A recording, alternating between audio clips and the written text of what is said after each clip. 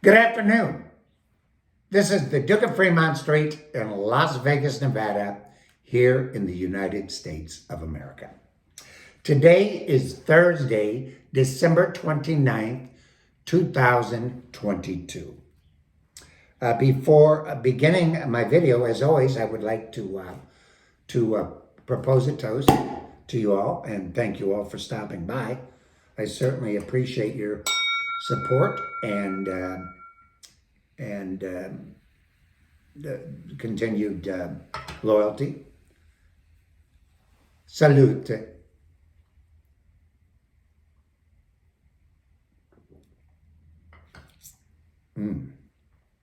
Invigorating. Well, I hope everyone had a nice Christmas. Just think this year is just about over. What do we have? 2 days from now, we're in 2022, we'll be in the history books. And we'll start a brand new saga. The markets are currently open as I speak. The spot gold price is $1,815.90 bid by $1,816.90 ask, up $11.50 or 0.64%.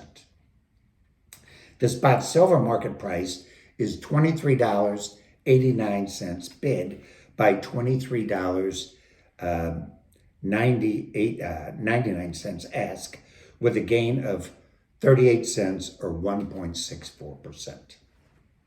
Well, it appears the precious metals, both silver and gold, will be rapidly gaining ground as we end out 2022. For numerous reasons, I predict that 2023 will be a banner year for both gold and silver.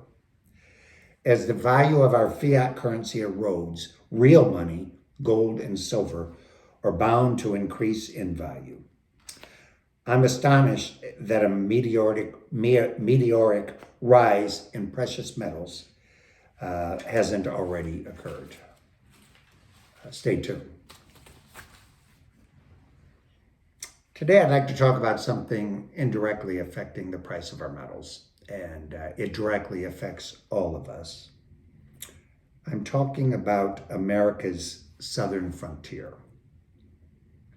As our southern border crumbles and turns into a lawless frontier, the actual sovereignty of our nation is at stake. First, you lose your border, then you lose your language, then you lose your culture.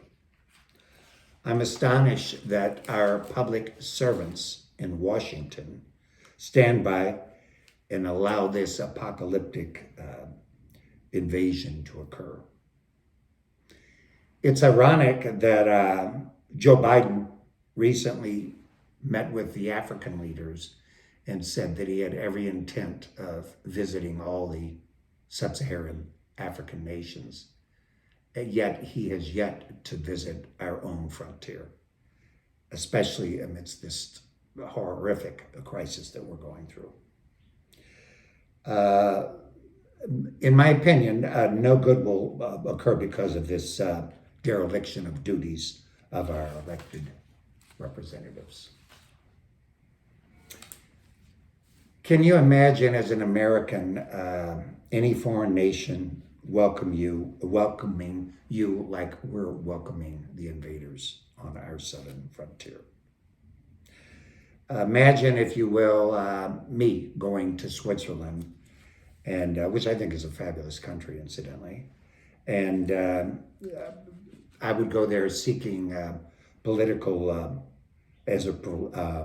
refugee, or I would be seeking asylum, let's say, or a migrant and trying to cross the Swiss border. I wonder what my reception would be in Switzerland. I'm not certain that the Swiss would take me in like we've taken in millions of illegal immigrants. For years, as a world traveler, I've explored all of Central America and almost all of the countries of South America. I can't recall any country in Central or South America that would allow me to violate its borders' sovereignty. So why should our country be the dumping ground for the world? Why should we allow these people to squat in our nation and cut in line, as you will? My solution to this invasion of our southern frontier is simple. Stop the invaders at the border, period. Years ago, I played music in taverns and bars in the Midwest. And I did this for a living for many, many years and enjoyed it. At 1 a.m. back there in the Midwest and in the South, the bars closed. The music had to quit at 1, and the bars closed at 1:30. That was last call was 1:30. At that time, the customers had to leave the premises. I recall the manager of many of these clubs saying over to the customers over the microphone, "Hey folks, you don't have to go home, but you can't stay here."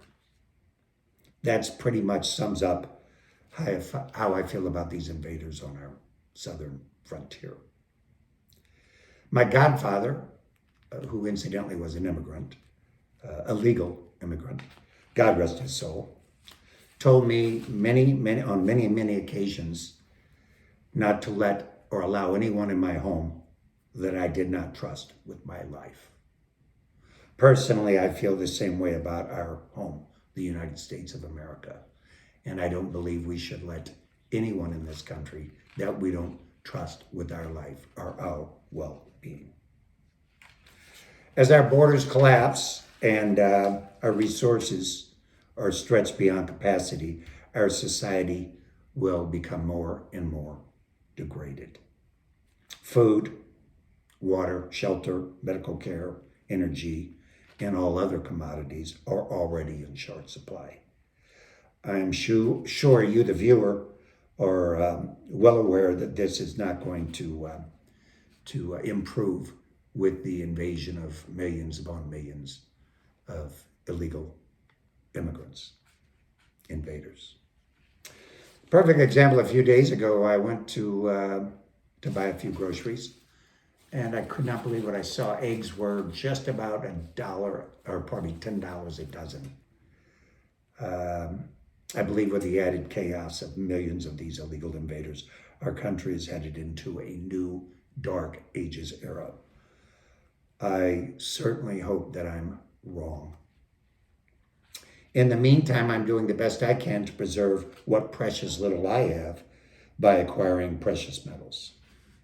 Even if my prediction is wrong, I still feel I'll be better off with gold and silver in my arsenal of wealth preservation.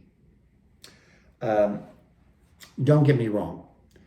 I believe America, a country that was built on immigration and immigrants, is still a desirable place to live. It's my country. I love my country. What I don't want to see is it being degraded the way it is. You're welcome to come here, but do it legally. Do it legally. Do it in an orderly fashion. The other day, I even saw protesters down in El Paso. It was on the newsreel. They were leading a protest about how inhumane the Americans were. In the countries that I've been to, we couldn't get away with anything compared to what the people are getting away with here. So to me, it's absolute nonsense. You know, everybody's concerned about, oh my God, these poor people and blah, blah. Well, they knew that they were heading up here when they left home. And like the guy said, the manager of the club said, you can't stay here. You don't have to go home, but you can't stay here. And that's really how I believe we should operate this country. That's my opinion, and I'm sure it'll be controversial, but I'll stand by that opinion now and for always. Well, please allow me to drink another toast to you before saying goodbye. I wish you the best in wealth and health and happiness. Salute.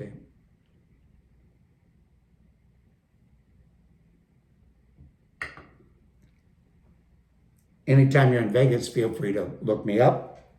I'm always looking for action when it comes to the precious metals.